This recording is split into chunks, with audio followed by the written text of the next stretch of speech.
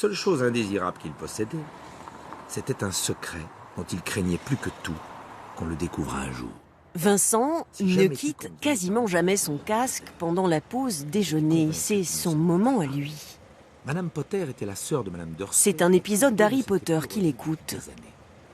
En fait, Madame Dursley faisait comme si elle était fille unique car sa Franchement, sœur c'est différent que la lecture traditionnelle. Ça permet vraiment... Déjà, on peut faire quelque chose en même temps. Et ça permet de se libérer l'esprit d'une autre manière. C'est notre sensation. Tous les défauts présents dans le miroir de le livre audio, vieux comme le monde, vieux comme Homère. Écouter une histoire plutôt que de la lire. Parce que la famille est si souvent un lieu de conflit. Cette comédienne pose sa voix sur le dernier livre de Douglas Kennedy.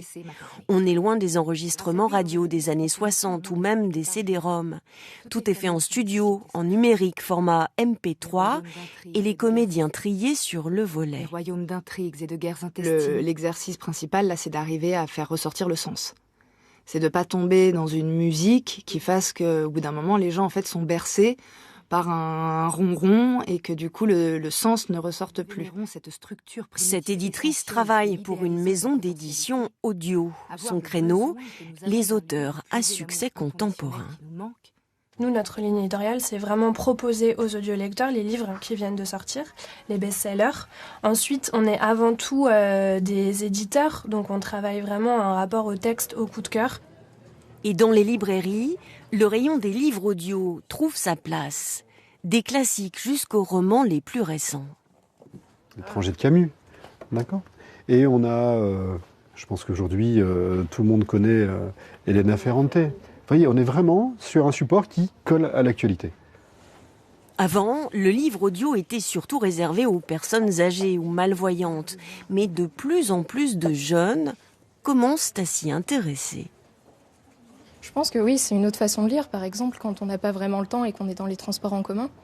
La preuve, cette jeune start-up lilloise s'est créée pour vendre des livres audio sur la toile. C'est le petit concurrent français d'Amazon qui est leader sur le marché.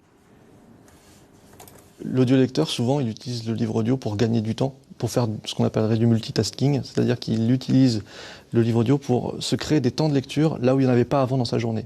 D'abord les transports, que ce soit des transports individuels, chacun dans sa voiture, ou transports en commun, les moments où on fait du sport, ou simplement pour se reposer. Le prix de vente, lui, est quasiment le même qu'un roman papier, autour de 20 €. Si le livre audio ne représente que 5% du marché du livre en France, selon cette éditrice, il est prometteur grâce au numérique et à nos modes de vie connectés.